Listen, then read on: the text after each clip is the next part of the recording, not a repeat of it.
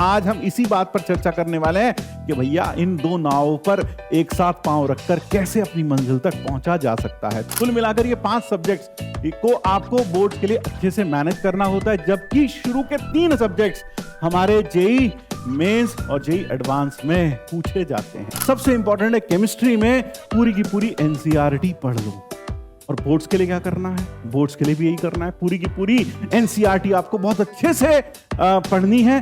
तो बोर्ड्स की तैयारी इज इक्वल टू जेई की तैयारी, दोनों में कुछ खास अंतर नहीं है। यानी कुल मिलाकर आपको एनसीईआरटी बहुत अच्छे से पढ़ाई करनी है, बहुत अच्छे से पढ़नी है। हेलो बच्चों, अभी अभी जेई मेंस खत्म हुआ है, 10-15 दिन गुजरे हैं और अभी खासकर जो बच्चे क्लास 12th में उनके सामने सबसे बड़ा जो प्रश्न आ रहा है या चैलेंज आ रहा है वो ये आ रहा है कि हम दोनों चीजों को मैनेज कैसे करें, कैसे हम बोर्ड्स और कैसे हम अपना जेई का प्रिपरेशन दोनों को एक साथ लेकर चलें। ये समझ में नहीं आ रहा क्या स्ट्रैटेजी अपनाएं, क्या क्या चीजों को, ऐसे कौन कौन सी बातें, ऐसे कौन कौन से पॉइंट्स हैं जिनको हम ध्यान रखें, जिनको ध्यान रखते हुए हम आगे बढ़ें ताकि हम दोनों में ही मैक्सिमम आउटपुट ले सकें और बेहतरीन रिजल्ट लेकर आ सके। तो आज का हमारा यही टॉपिक है, how to balance boards and JEE. यानी कि आज हम इसी बात पर चर्चा करने वाले हैं कि भैया इन दो नावों पर एक साथ पांव रखकर कैसे अपनी मंजिल तक पहुंचा जा सकता है। तो अगर मैं बात करूं बोर्ड्स की, तो बोर्ड्स में आप जानते हैं कुल मिलाकर 5 सब्जेक्ट्स हमारे पास हैं, जिसमें मैथ्स, फिजिक्स, केमिस्ट्री, इंग्लिश और एक ऑप्शनल सब्जेक्ट आपके पास होता है। कुल मिलाकर ये 5 सब्जेक्ट्स को आपको बोर्ड्स के लिए अच्छे से मैनेज करना होता है, जबकि शुरू के 3 सब्जेक्ट्स हमारे जेई मेंस और जेई एडवांस में पूछे जाते हैं। यानी एक तरफ बोर्ड में सिर्फ 2 एक्स्ट्रा सब्जेक्ट्स हैं जिनके ऊपर बात हमें और ज्यादा करनी है, इंग्लिश पर और ऑप्शनल पर। वो आपका optional physical education, computer sciences कुछ भी हो सकता है। और मैथ्स, फिजिक्स, केमिस्ट्री यह बोर्ड के लिए as well as JEE Mains और एडवांस के लिए कॉमन है।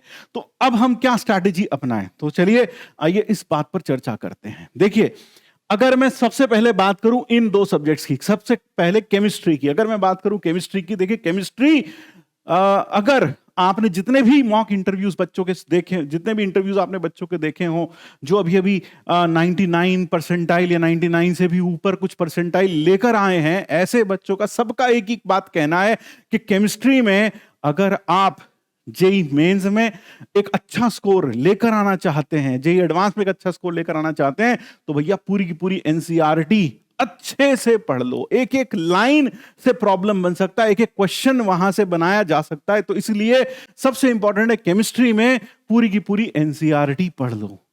और बोर्ड्स के लिए क्या करना है? बोर्ड्स के लिए भी यही करना है, पूरी की पूरी एनसीईआरटी आपको बहुत अच्छे से पढ़नी है ताकि आप बोर्ड्स में मैक्सिमम मार्क्स लेकर आ सकें। तो एक तरीके से देखा जाए केमिस्ट्री की अगर मैं बात करूं तो बोर्ड्स की तैयारी इज इक्वल टू जेई की तैयारी, दोनों में कुछ खास अंतर नहीं है। यानी कुल मिलाकर आपको एनसीईआरटी बहुत अच्छे से पढ़ाई करनी है, बहुत अच्छे से पढ़नी है।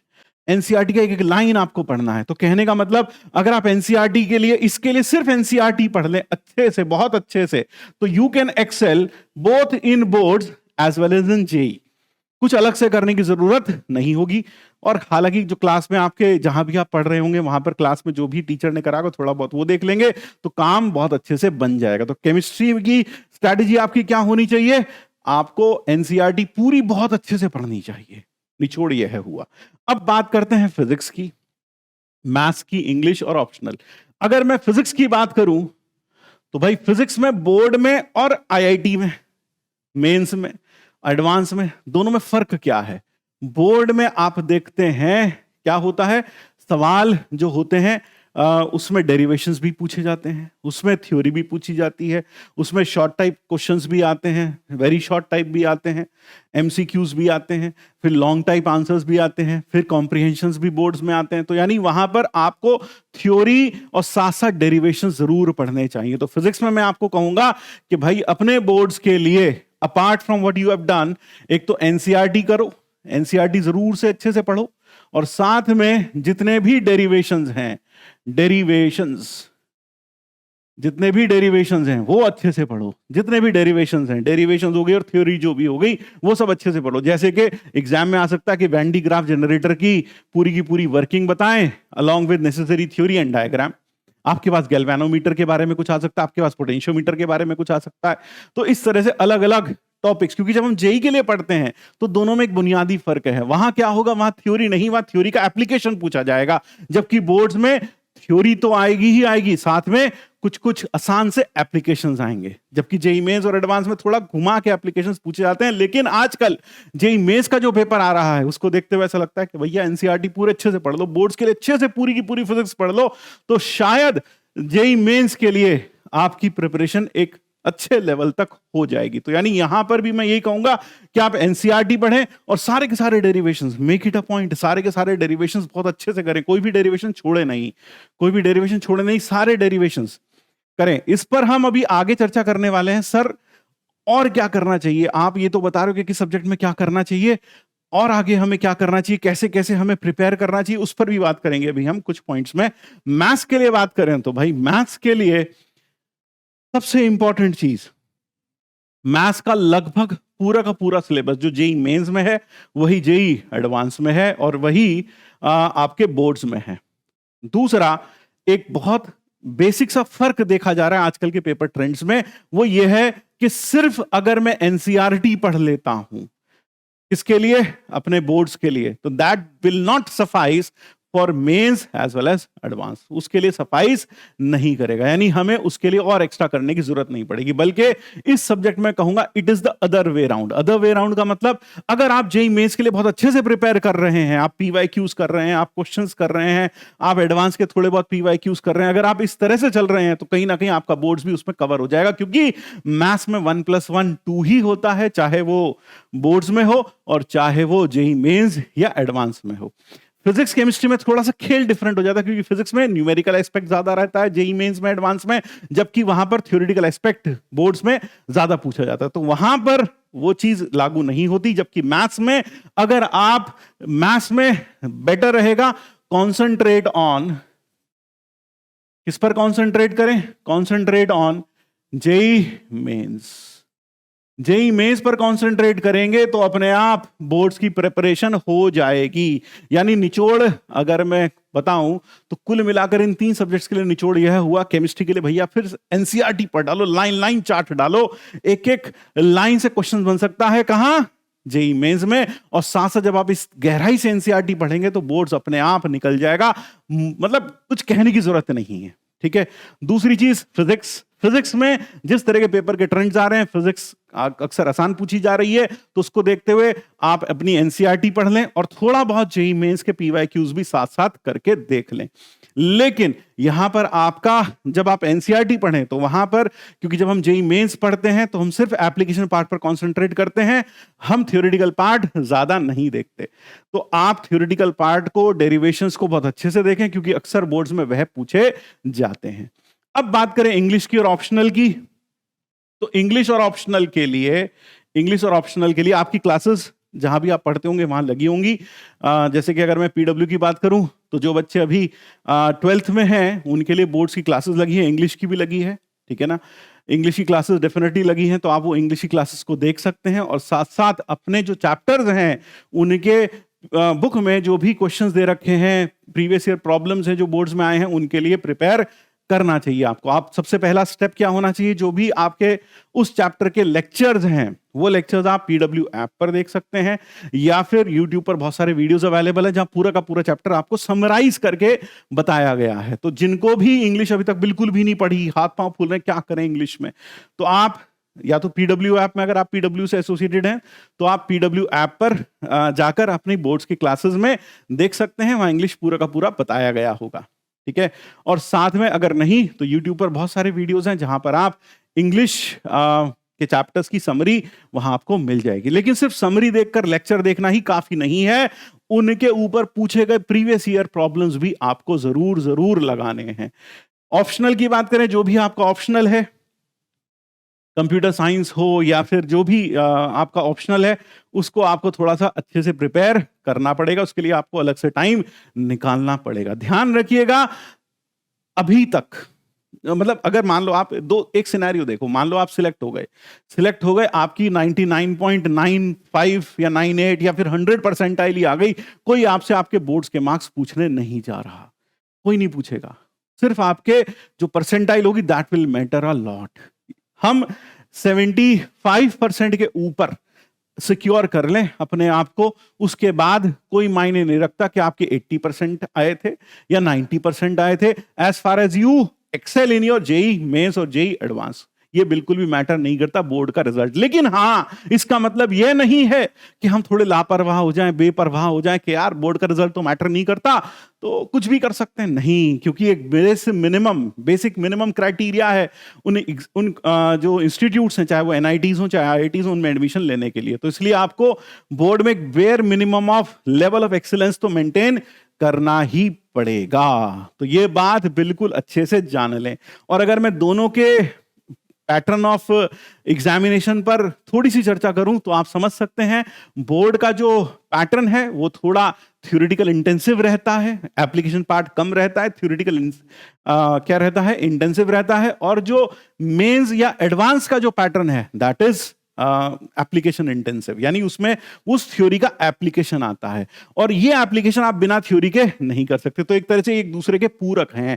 अगर आप बोर्ड्स के लिए अच्छे से प्रिपेयर कर रहे हैं केमिस्ट्री और फिजिक्स, तो एक तरीके से आप जेई मेंस की भी अच्छी तैयारी कर ले रहे हैं। जबकि मैथ्स में if you are preparing for JEE Mains as well as advance, तो एक तरीके से बोर्ड्स की अच्छी तैयारी हो जा रही है। यानी इसमें तो फॉरवर्ड इंप्लीकेशन इंप्लाई कर रहा है और उसमें बैकवर्ड इंप्लीकेशन इंप्लाई कर रहा है। अब कुछ ऐसी बातें, यानी यहां पर आपकी जो भी कोर्स बुक्स हैं उस पर, यानी जो भी आपकी कोर्स बुक्स हैं, चाहे वो एनसीईआरटी हो या जो भी आपकी कोर्स बुक्स हो, उस पर कॉन्सेंट्रेट करें और इसके लिए थोड़ा अलग से समय निकालें। इंग्लिश के लिए मैंने आपको बता दिया क्या करना है, ठीक है। अब कुछ ध्यान देने योग्य बातें। सबसे पहले prepare a proper time table, यह बहुत जरूरी है। अगर हम दिशाहीन होकर किसी चीज की तैयारी करते हैं, जब मन किया बोर्ड्स उठा लिया, जब मन किया बोर्ड्स के लिए फिजिक्स पढ़ ली, कभी मन किया छोड़ दी, फिर उसके बाद मैथ्स पढ़ लिया, फिर ये पढ़ लिया, अगर आप डायरेक्शन के बिना चलेंगे तो कहीं भी नहीं पहुंचेंगे। आप किसी लक्ष्य तक तभी पहुंचते हैं जब आपकी एक डायरेक्शन हो, आपको पता हो किस दिशा की ओर बढ़ना है, किस दिशा में बढ़ना है। तो आपको क्या करना पड़ेगा, एक अच्छा सा टाइम टेबल प्रिपेयर करिए। टाइम टेबल बहुत लॉन्ग टर्म तक नहीं, आप थोड़ा मतलब 2 दिन का टाइम टेबल बनाइए, हो सकता है शुरुआत में 1 ही दिन का टाइम टेबल बनाइए और अपने दिन को 2 हिस्सों में डिवाइड करिए। 2 हिस्सों में डिवाइड करिए। एक हिस्सा रखिए बोर्ड के लिए, एक हिस्सा रखिए बोर्ड्स के लिए और एक हिस्सा रखिए जेई के लिए।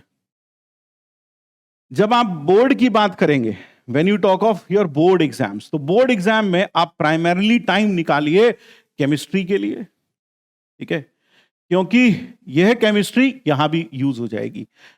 टाइम निकालिए फिजिक्स के लिए, थोड़ा इंग्लिश, है ना, थोड़ा इंग्लिश के लिए टाइम निकालिए, थोड़ा इंग्लिश के लिए टाइम निकालिए और अपना ऑप्शनल के लिए, अपने ऑप्शनल के लिए टाइम निकालिए। केमिस्ट्री, फिजिक्स, इंग्लिश और ऑप्शनल, इन 4 पर यहां कॉन्सेंट्रेट करिए। तो आप अपने दिन को 2 भागों में डिवाइड कर लीजिए कि भाई मैं आज पूरा दिन लगभग कम से कम 12 से 13 घंटे पढ़ाई करनी पड़ेगी। अब आपको 12 to 13 hours of study, 12 to 13 hours या फिर उससे भी ज्यादा, है ना। तो आपकी अगर तैयारी बिल्कुल भी नहीं है, बोर्ड्स के लिए कुछ भी नहीं पढ़ा है ना, इंग्लिश और ऑप्शनल बिल्कुल ही नजरअंदाज आपने कर रखे हैं, तो आप इस 12 से 13 घंटे के स्लॉट में ज्यादा समय बोर्ड्स के लिए दे सकते हैं। यानी you can say 7 to 8 hours you can give for your boards, ठीक। और बचे हुए 4 घंटे के करीब आप अपने जेई की प्रिपरेशन को दे सकते हैं। ये तब है जब आपने बिल्कुल भी कुछ नहीं पढ़ रखा, कुछ भी नहीं पढ़ रखा, बोर्ड्स के लिए बिल्कुल ही नील बटा सन्नाटा है, तब ऐसा करिए। लेकिन अगर आपने थोड़ा बहुत प्रिपेयर कर रखा है, अपने स्कूल के एग्जाम्स दे रखे हैं, उनके टेस्ट दे रखे हैं, तो फिर आप बराबर डिवीजन कर सकते हैं। सच मानिए इंग्लिश और ऑप्शनल खटाखट प्रिपेयर हो जाएंगे, इसमें ज्यादा समय आपको लगेगा नहीं। देखने में लगता है कि पहाड़ जैसा कोर्स है ना, देखने में ऐसा लगता है और तिल भर का समय है, लेकिन जब आप चलना शुरू करेंगे तो आप देखेंगे कि आप तुरंत इसका बहुत सारा पोर्शन कवर कर पाएंगे। फिर साथ में जो बात करते हैं जेई की, जेई में आप मैथमेटिक्स पढ़िए, मैथ्स करिए, मैथ्स को ज्यादा समय दीजिए, है ना, उस जो बचे हुए टाइम है। और फिर उसमें फिजिक्स और केमिस्ट्री के PYQs करिए। यानी अगर मैं एक फेयर डिवीजन करूं, मैं एक ऐसे बच्चे को लेकर चलूं जिसने थोड़ा बहुत तो पढ़ाई कर रखी है, तो यहां पर आप अपने दिन को लगभग 7 आवर्स आप यहां लगा दीजिए। 7 आवर्स, इसमें से आप फिजिक्स, केमिस्ट्री, इंग्लिश ऑप्शनल, इसमें भी आप डिवाइड कर लीजिए। अगर इंग्लिश बिल्कुल भी नहीं पढ़ रखी तो लगभग इसको 3 घंटे दीजिए, है ना, 2 घंटे दीजिए, 2 घंटे भी बहुत है। 2 आवर्स इसको दीजिए, 2 आवर्स इसको दीजिए, और फिर 2 आवर्स यहां दीजिए, और फिर 1 आवर लगभग आप इधर करिए। ऐसा कर सकते हैं। फिर आप इसको चेंज करिए, यानी ये नहीं कि 2 इसको 1 इसको, फिर आप क्या करिए, अगले दिन इसको 2 घंटे दीजिए, इसको 2 घंटे दीजिए, इसको 2 घंटे, इसको 1 घंटा दे दीजिए। तो एक सब्जेक्ट को थोड़ा सा कम पढ़ के आप करें, लेकिन पढ़ें जरूर सबके सब, ताकि आपको पता क्या होता है, साइकोलॉजी क्या होती है। जैसे मान लो मैं बैठा हूं, अरे यार मेरी फिजिक्स केमिस्ट्री तो है यार, ऑप्शनल बिल्कुल गोल है यार, ऑप्शनल तो मैंने पढ़ा ही नहीं यार, ऑप्शनल के लिए क्या करूं, तो मन में वो टेंशन रहती है। लेकिन जब आप लगभग रोज सारे के सारे सब्जेक्ट्स को टच अपॉन करते रहेंगे तो आपके मन से कहीं ना कहीं वो टेंशन मिटती चली जाएगी। यानी आपको लगे नहीं यार, ऑप्शनल भी मेरा इतना तो हो ही गया है, फिजिक्स भी इतनी हो गई, केमिस्ट्री भी मैंने इतनी कर ली, इंग्लिश भी देखो 2 चैप्टर कर लिए मैंने, तो वो टेंशन आपकी दूर होती जाएगी। तो इसलिए मेरी सलाह यह है कि आप इन सब्जेक्ट्स को टाइम जरूर दीजिए, सबको दीजिए, रोज टाइम दीजिए, थोड़ा जैसा बताएं उस तरह से करिए, और ये 1 घंटे को आप ऑल्टरनेट कर सकते हैं। फिर लगभग अगर मैं यहां 6 आवर्स की बात करूं, 6 आवर्स में से आप इसको 3 आवर्स दीजिए, इसको लगभग 1.5 आवर्स दीजिए, जिसमें आप प्राइमरीली क्या करेंगे, 1.5 आवर्स इसको दीजिए, जिसमें आप PYQs करेंगे। इसमें भी आप PYQs कर सकते हैं। जितने भी 2024 के आपके सवाल जो आए हैं उन्हें आप अटेम्प्ट कर सकते हैं, रीअटेम्प्ट कर सकते हैं, क्योंकि आपकी शिफ्ट के अलावा भी बहुत सारी शिफ्ट्स थी, उनमें जो भी प्रॉब्लम्स आए उन्हें अटेम्प्ट करिए। इसी तरह केमिस्ट्री को भी करिएगा, ठीक है। और बचा मैथ्स की बात, तो मैथ्स में एक थ्योरी भी रिवाइज करिए थोड़ी सी, और साथ में क्वेश्चंस PYQs अटेम्प्ट करिए। मेरे ख्याल से PYQs अगर आप अभी अटेम्प्ट करते हैं तो बहुत अच्छी स्ट्रैटेजी रहेगी। या फिर जहां आप पढ़ते थे अपने टीचर्स के जो भी आपको क्लास में गिवन नोट्स हैं, या जो नोट्स आपने प्रिपेयर किए हैं, उन्हें रिवाइज करिएगा। यानी मैथ्स के लिए अगर मैं बात करूं तो क्या करोगे, सबसे पहले जो क्लास में टीचर ने नोट्स दिए हैं, या फिर जो नोट्स तुमने अपने हाथों से बनाए हैं, वो सारे के सारे नोट्स एक बार रीड कर लो, सारे नोट्स एक बार रीड कर लो, ठीक है। और फिर एक ब्लैंक पेपर के साथ बैठो, A4 साइज शीट के साथ, एक A4 साइज शीट के साथ बैठो, और फिर क्या करो, उस पर जैसे तुमने पूरा का पूरा चैप्टर पढ़ लिया, सारे थ्योरेटिकल पॉइंट्स अच्छे से पढ़ लिए, अब वो हटाओ, इस शीट पर वो सारे थ्योरेटिकल पॉइंट्स जो भी आपके दिमाग में आते हैं, जो जो इंपॉर्टेंट थ्योरेटिकल पॉइंट्स हैं, जो चैप्टर में यूज होते हैं, वो सारे थ्योरेटिकल पॉइंट्स इस पेज पर लिख लो। इस पेज पर लिखने का फायदा क्या होगा, ये पूरी लगभग एक शीट भर जाएगी, जो भी इंपॉर्टेंट पॉइंट्स हैं उस पर्टिकुलर चैप्टर के, उससे वो पूरी की पूरी शीट भर जाएगी। उससे फायदा क्या होगा, आपके पास एक शीट तैयार हो जाएगी कि जब आपका एग्जाम होगा आप बस ये शीट पढ़ोगे, जो जिसे हम कहते हैं वेरी वेरी शॉर्ट नोट्स। तो ये वेरी वेरी शॉर्ट नोट्स आप खुद पढ़ेंगे, पढ़ेंगे तो पूरा का पूरा चैप्टर एक तरीके से रिवाइज हो जाएगा, समराइज हो जाएगा। आपको जो आपके सारे नोट्स हैं वो है रिवाइज करने की जरूरत नहीं पड़ेगी। खासकर ये काम कब आएगा, आप ट्रेन में जा रहे हो, है ना, एक दिन पहले आप पहुंच गए एग्जामिनेशन सेंटर पे, आपको समझ नहीं आ रहा मैं सारे नोट्स तो लेके नहीं जा सकता, तो बस आप ये कुछ शीट्स ले जाएं और ये शीट्स एक बार रीड कर लें और आपका पूरा चैप्टर समराइज हो जाएगा। ध्यान रखिएगा कहीं से भी किसी टेलीग्राम चैनल से या इधर से उधर से इनको डाउनलोड मत करिएगा, क्योंकि जब आप अपनी हैंड राइटिंग में लिखते हैं, अपने हाथों से एक एक चीज को लिखते हैं, that makes a bigger impact on your mind. तो आप पाएंगे आपके दिमाग पर वह चीज ज्यादा समय तक इम्प्रिंट रहेगी। इसलिए यह वेरी शॉर्ट नोट्स, अगर आपने नोट्स भी नहीं बनाए कोई बात नहीं, आप जो थ्योरेटिकल पॉइंट्स हैं उन्हें समराइज करके इन वेरी शॉर्ट नोट्स में लिखे। ध्यान रखें ये वेरी शॉर्ट नोट्स हैं, 1 से 1.5 पन्ने के अंदर पूरा चैप्टर समराइज हो जाना चाहिए, ये ध्यान रखिएगा। तो ये शीट्स आपकी बहुत मदद करेंगी। यहां पर आपको बनाने हैं very short notes, very short notes बनाने हैं आपको। ये वेरी शॉर्ट नोट्स बनाने खासकर मैथमेटिक्स में, है ना, वेरी शॉर्ट नोट्स ये बनाइएगा जरूर। इसी तरीके से फिजिक्स में अब आप PYQs की प्रैक्टिस कर चुके, क्यों, क्योंकि फिजिक्स में आप काफी सारा पोर्शन यहां भी कवर कर चुके हैं, थ्योरेटिकल पॉइंट्स वो यहां पर आ चुका काफी सारा थ्योरेटिकल पॉइंट्स। और केमिस्ट्री में भी आप पाएंगे यहां बहुत सारी प्रैक्टिस आप ऑलरेडी कर चुके हैं, तो इनमें आप मेजरली PYQ प्रैक्टिस करिए, PYQ प्रैक्टिस। और ऊपर में क्या करना है, थ्योरेटिकल रिवीजन करना है और प्लस पीवाईक्यू प्रैक्टिस करनी है। जितने पीवाईक्यू प्रैक्टिस कर सकें उतना करें। यहां एक पॉइंट और जोड़ना चाहता हूं, एक और इंपॉर्टेंट पॉइंट जोड़ना चाहता हूं कि मान लो मैं एक पीवाईक्यू लेकर बैठा, मैंने उसे बना लिया, लेकिन जब मैंने देखा तो मुझे 15 मिनट लग गए। लेकिन क्वेश्चन अच्छा था, मैंने बना लिया, मैं बहुत खुश हुआ, आई कॉन्ग्रेचुलेटेड माई सेल्फ कि यार देखो मैंने एक सवाल बना लिया, पीवाईक्यू बना लिया, देखो कितना सही बुद्धि पाई है, क्या मस्त तैयारी है मेरी। तो सच मानिए आपकी तैयारी बहुत अच्छी नहीं है। क्यों नहीं है? क्योंकि वहां आपको एक सवाल करने के लिए 15 मिनट नहीं मिलने वाले। तो मेक इट अ पॉइंट कि वहां पर आपको 15 मिनट नहीं मिलने वाले। तो 15 मिनट में अगर आपसे एक सवाल बन रहा है तो यह मानिए ये आपसे नहीं बना। भले ही आपने उसका आंसर निकाल के मैच कर लिया, आंसर सही है, लेकिन ये मानिए वो आपसे नहीं बना। कब मानिए आपसे कोई सवाल पीवाईक्यू का बना? जब वह 5 से लेकर 6 मिनट के अंदर आपसे बन जाए। तो आपको क्या करना है? आपको करना है यह है कि जब आप पीवाईक्यू की प्रैक्टिस करें तो एक टाइम मैनर में प्रैक्टिस करें। जैसे मान लो मैंने 10 या 15 पीवाईक्यूज उठा लिए कि मुझे ये 15 पीवाईक्यूज करने हैं, और कोशिश करिए कि हर पीवाईक्यू पर औसतन 6 मिनट से ज्यादा ना लगे। तो make it a point that you have to attempt the PYQs in a time bound manner. कोई भी सवाल 10 से 15 मिनट के अंदर हो रहा है तो उसको मानिए कि वो आपसे नहीं बना। उसको ये मत मानिए बन गया, उसे तब मानिए बनेगा जब उसका आंसर भी सही आ जाए और वह 5 से 6 मिनट के अंदर अंदर आपसे बन जाए। बहुत इंपॉर्टेंट होता है, ध्यान रखिएगा। क्लास में भी कई बार हम बोलते भी हैं, एक 250 ग्राम की गोली, 250 ग्राम से भी कम की होती, 100 ग्राम की गोली होती, कोई फेंक के मारे कुछ नहीं होता, कुछ नहीं होता, सामने वाले को चोट भी नहीं लगेगी ढंग से। लेकिन वही गोली जब बंदूक से निकलती है तो किसी की जान ले लेती है। असल में होता क्या है, जेईई मेंस बिल्कुल उस बंदूक की तरह है जहां सवाल बहुत ज्यादा डिफिकल्ट नहीं आते, लेकिन what makes them difficult? The time in which those problems are to be attempted, that makes them difficult। क्योंकि वो जो टाइम प्रेशर पीछे लगा होता है ना, उसके कारण एक आसान सा सवाल भी हमें मुश्किल लगने लगता है।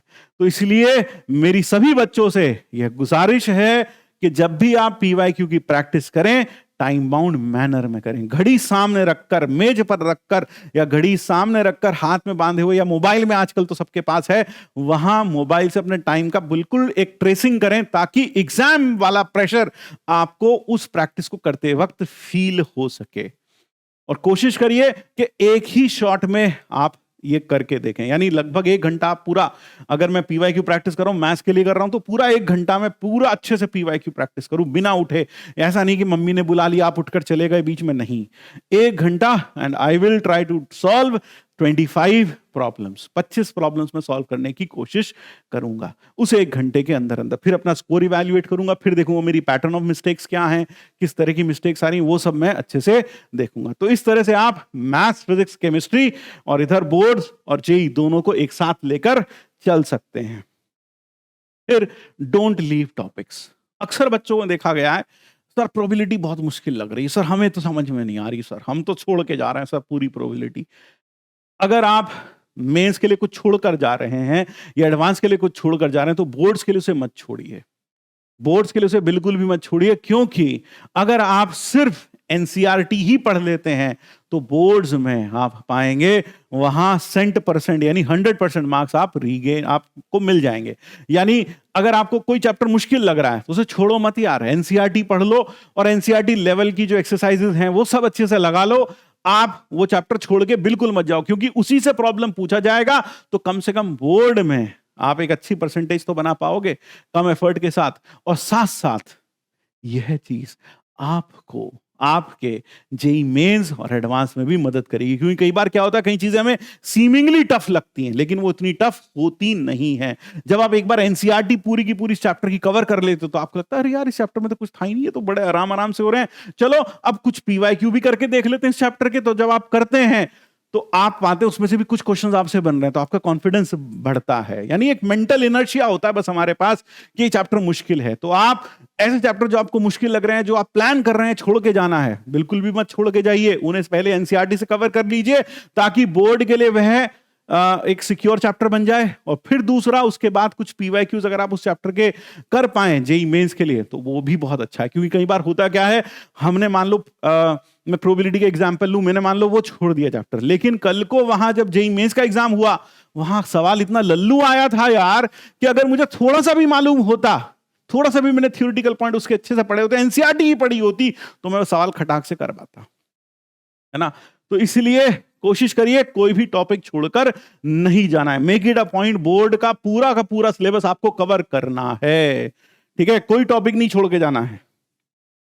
रेगुलर मॉक टेस्ट देना बहुत जरूरी है। जब मैं पीवाईक्यूज, मैंने आपको बोला पीवाईक्यूज करने हैं, टाइम बाउंड मैनर में करने, एक तरीके से वो मॉक टेस्ट ही बन गए यहां पर। लेकिन स्पेशली मॉक टेस्ट आपको बोर्ड के लिए भी करना है, बोर्ड के लिए, है ना, बोर्ड्स के लिए भी करना है, और साथ साथ जेई के लिए भी मॉक टेस्ट अटेम्प्ट करने हैं, जेई के लिए भी मॉक टेस्ट अटेम्प्ट करने हैं। जब आप जेई की प्रिपरेशन करते हो तो सबसे इंपॉर्टेंट बात है आपकी लिखने की आदत।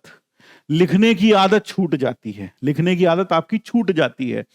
आप किसी सवाल को आपने देखा, वैन डी ग्राफ जनरेटर आया, या फिर पोटेंशियोमीटर आया, गैल्वेनोमीटर आया, या फिर आपके पास व्हीटस्टोन ब्रिज के बारे में कुछ भी इस तरह का कुछ भी पूछा जाए एग्जाम्स में, है ना, या मैथ्स में कुछ भी आया, तो हम वहां थ्योरेटिकल एस्पेक्ट को जेई में ज्यादा तवज्जो नहीं देते, हम सिर्फ एप्लीकेशन पार्ट को, तो हमारी लिखने की आदत छूट जाती है। तो बोर्ड में यही सबसे ज्यादा हम सफर करते हैं कि हम वहां उसके बारे में इलेबोरेट तरीके से नहीं लिख पाते। बोर्ड का एग्जाम देते वक्त एक बात ध्यान में रखिएगा कि मान लीजिए आपके पास एक प्रॉब्लम आया जो कि एक लॉन्ग टाइप आंसर है, तो आप उसमें उसका पूरा का पूरा थ्योरेटिकल पॉइंट कवर करिए, सब कुछ सारी थ्योरी कवर करिए, एक एक चीज लिखिए, ये मानते हुए कि आप का जो ये आंसर है ये एक ऐसा बच्चा पढ़ने वाला है जिसने ये टॉपिक कभी पढ़ा ही नहीं, उसको थोड़ा समझा कर लिखिएगा, थोड़ा लेंथ में लिखिएगा, एक एक डिटेल कवर करिएगा, छोटे छोटे पॉइंट्स वहां लिखिएगा जरूर। इसी तरह से मैथ्स में जब आप सवाल सॉल्व करते हैं, तो मान लो मैंने कोई फॉर्मूला डायरेक्ट यूज कर दिया, लेकिन एग्जाम में जेई मेंस में तो हम सीधा सीधा वो फॉर्मूला यूज कर लेते हैं, उसके बारे में कुछ नहीं लिखते, सीधा फॉर्मूला यूज कर लिया, तो हमारी आदत नहीं होती कि हम लिखेंगे भाई यहां हमने ये फॉर्मूला यूज किया है, ये फॉर्मूला यूज करने के बाद यहां ये ऐसे हो गया। तो जब भी आप जेई अपना बोर्ड्स का पेपर के बारे में पेपर दें या लिखें, तो ये ध्यान रखें कि आप एक ऐसे बच्चे को पढ़ा रहे हैं या बता रहे हैं जिसने वो टॉपिक कभी नहीं पढ़ा। इसलिए आपको हर स्टेप खोल खोल कर आराम से लिखने की आदत बनानी पड़ेगी। उसके लिए आपको क्या करना पड़ेगा, बोर्ड्स के जो प्रीवियस ईयर पेपर्स हैं उनको करके देखिएगा। कई बार होता क्या, मैंने बोर्ड्स का प्रीवियस ईयर पेपर देखा, पहला वेन डी ग्राफ, मैं बार बार वेन डी ग्राफ बोल रहा हूं, आपको लग रहा होगा, है ना, पहला देखा मैंने पोटेंशियोमीटर आ गया, फिर मैंने देखा अरे यार ये तो अपना टोटल इंटरनल रिफ्लेक्शन के ऊपर कुछ आ गया, या फिर मैथ्स में आ गया कुछ, तो अपन को लगता है कि यार ये तो आता ही है, ये भी आता है, ये भी आता है, तो हम लिखते नहीं है, छोड़ देते हैं। मेक इट अ पॉइंट कि आप कॉपी पेन लेकर उस टॉपिक को पूरा का पूरा लिखें। जब मैं कहता हूं बोर्ड का पेपर अटेम्प्ट करें, तो कहने का मतलब है आप पूरा का पूरा सैंपल पेपर, जो कि सीबीएसई की वेबसाइट पर भी अवेलेबल है, या फिर बहुत सारे मार्केट में आपको सैंपल पेपर्स मिल जाते हैं बोर्ड्स के, उनको लिख कर देखें। सिर्फ ये मत सोच लें ये तो आता ही है, ये तो आता है, लिख कर देखें, लिखने की आदत बनाएं, क्योंकि कई बार होगा क्या, आपकी लिखने की स्पीड के कारण भी आपका एग्जाम छूट जाएगा वहां पर। तो इसलिए लिखने की आदत जरूर बनाएं, और बोर्ड के प्रीवियस ईयर पेपर्स और मॉक टेस्ट जरूर देते रहें।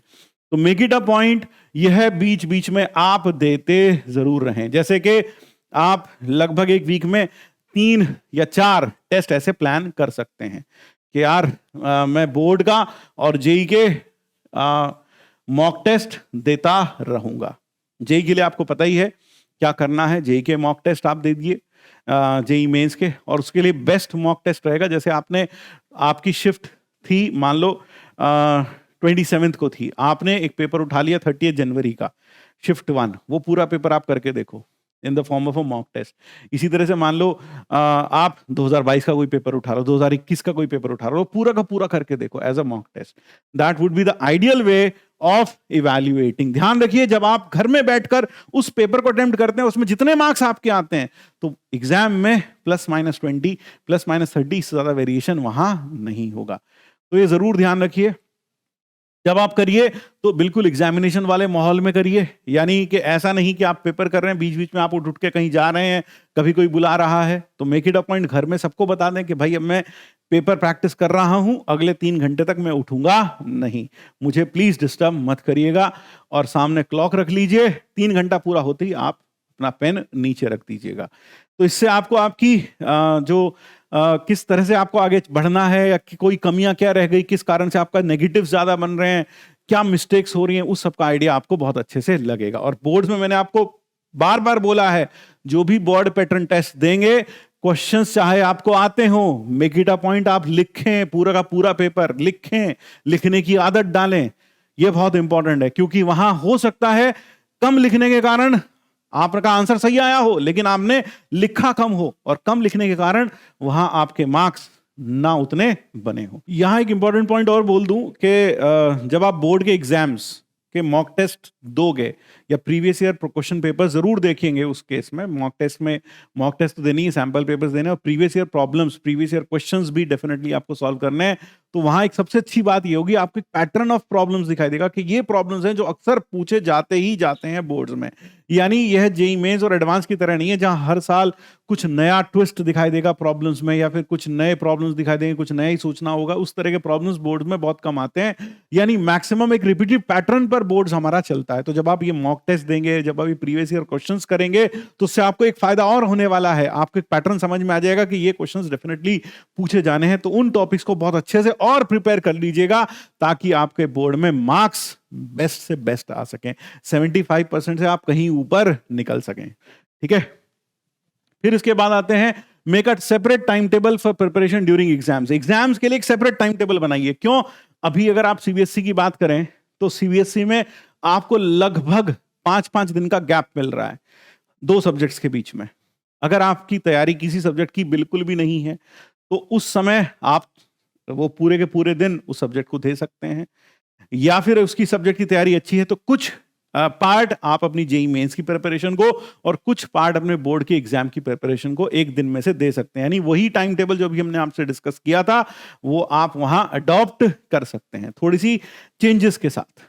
यानी आप, हो सकता है कि आप अपने बोर्ड वाला जो सब्जेक्ट है उसको थोड़ा ज्यादा समय दे दीजिए, और जो आपका जेईई वाला पार्ट है उसको थोड़ा कम समय दे दीजिए, ये जरूर हो सकता है। लेकिन मेक इट अ पॉइंट, यह बिल्कुल भी मत करिएगा बीच में 5 दिन है तो बस अब तो मैं बोर्ड ही पढ़ूंगा, जेईई में बिल्कुल भी नहीं पढ़ूंगा, ये भी नहीं करना है। और ये भी नहीं करना है कि बोर्ड ही तो है, अब तो मैं सिर्फ जेईई पढ़ूंगा, बाकी मुझे कुछ करने की जरूरत नहीं है, वो तो कर ही लेंगे, कि कुछ ना कुछ तो स्कोर आ ही जाएगा। ये भी नहीं करना है, आपको मिडिल पाथ अपनाना है, आपको दोनों को साथ में लेकर चलना है। वैसे भी इसका जो आज का पूरा चर्चा का विषय था वो यही था, how to manage both board and your JEE. तो ये जरूर करिएगा, ठीक है ना। बस इतना ही है, बस इतना ही है हमारी तरफ से, कि आपको सारे इंपॉर्टेंट पॉइंट्स हमने आपको बता दिए हैं। केमिस्ट्री में आप एनसीईआरटी पूरी कर लीजिए, फिजिक्स में आप एनसीईआरटी पढ़िए, कुछ पीवाईक्यूज प्रैक्टिस भी करिए, केमिस्ट्री में भी करिए, मैथ्स में करिए, और इंग्लिश और ऑप्शनल सब मैनेज करिएगा। जैसा बताया है वैसे ध्यान रखिएगा, खासकर लिखने की आदत बना के रखिएगा। जितना लिखेंगे उतना अच्छा है। मुझे याद है जब हम अपना बोर्ड के एग्जाम देते थे, या फिर बाकी बच्चे आज जिनसे हमारी बात होती है वो बोर्ड का एग्जाम देते हैं, तो अक्सर हमारी जेईई में वो आदत होती कि पहले स्टेप के बाद सीधा तीसरा स्टेप, और बीच में सारे स्टेप्स उड़ा दिए, मैक्सिमम दिमाग में कर लिए। हम चाहते हैं शॉर्टेस्ट पाथ हम अपनाएं, ताकि आंसर जल्दी से जल्दी आ जाए। बस यह अप्रोच आपको बोर्ड में थोड़ी सी इसको कस्टमाइज करना है। आपको ये मानकर चलना है कि आप यह एग्जाम नहीं दे रहे, एक दूसरे स्टूडेंट को समझा रहे हैं जिसने इस क्वेश्चन को बिल्कुल भी नहीं पढ़ा, जो इसके बारे में कुछ नहीं जानता। तो ये मानते हुए जब आप लिखेंगे तो आप पाएंगे जो बोर्ड चाहता है कि हर आंसर को डिटेल मैनर में प्रेजेंट किया जाए, सारे थ्योरेटिकल पॉइंट्स वहां कवर किए जाएं, आप ऐसा कर पाएंगे। तो ये दिमाग में रखिएगा। बस इसी संदेश के साथ जय श्री कृष्ण, राधे राधे, फिर मिलते हैं। Thank you and bye bye.